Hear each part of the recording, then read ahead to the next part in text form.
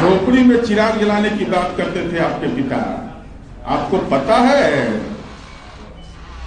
सोना का चम्मच लेके दिल्ली में रहे हैं। मैं आपके लोकसभा निर्वाचन क्षेत्र में, क्योंकि जो क्षेत्र नहीं घूमता उसको ज्ञान की कमी रहती है।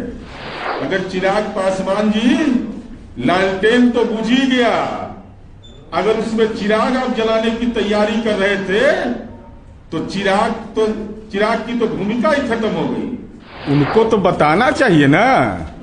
चिराग पासवान जी बेचारे तेजस्वी के राजनीतिक लालटेन हैं। तो राजनीतिक लालटेन जब होगा तो भाषा एक ही होगी ना।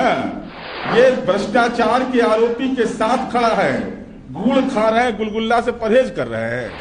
नमस्कार, न्यूज़ 4 नेशन देख रहे हैं आप। आपके साथ मैं हूं ऋचा शर्मा। एलजेपी और जेडीयू के बीच तल्खी बढ़ती ही जा रही है।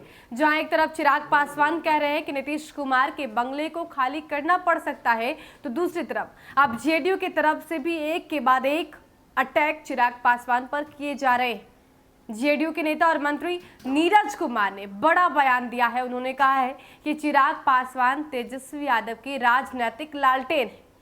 उन्होंने ये तक कह दिया है कि अब लालटेन युग रहा ही नहीं, ऐसे में चिराग की कोई भूमिका ही नहीं है। क्या कुछ कह रहे हैं और किस तरीके से तेजस्वी यादव के साथ साथ चिराग पासवान पर अटैक कर रहे हैं, जरा आप चुनाव होने वाला है 78 विधानसभा क्षेत्र में, उसी को केंद्रित करके हमने ये संवाददाता सम्मेलन आयोजित किया है।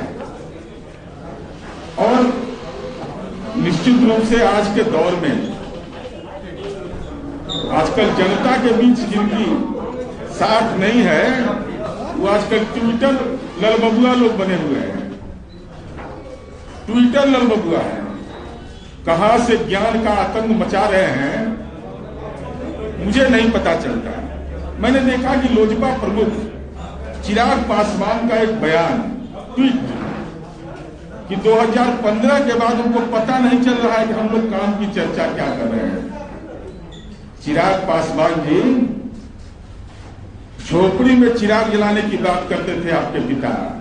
आपको पता है सोना का चम्मच लेके दिल्ली में रहे हैं।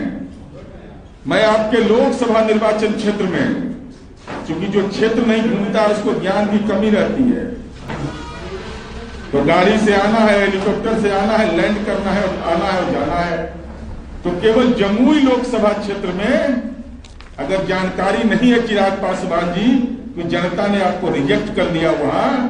अभी जो पिछला विधानसभा चुनाव की प्रक्रिया में, तो केवल जमुई लोकसभा क्षेत्र में आज 900 किलोमीटर बिजली के तार बदले गए। 552.68 कहिए तो उसके आंकड़े हमारे पास उपलब्ध है। ये सारे दस्तावेज हैं। आज पावर डिमांड कितना है? 1700। आज जिसके साथ कल बहिया मिला के घूम रहे हैं, जो बोलने में लाज लगता है कि ताजी तेजस्वी मेरा नेता है, हालांकि आपके पास कोई विकल्प दूसरा नहीं है। मैं इसलिए चर्चा कर रहा हूं, घर घर बिजली पहुंचा दिया।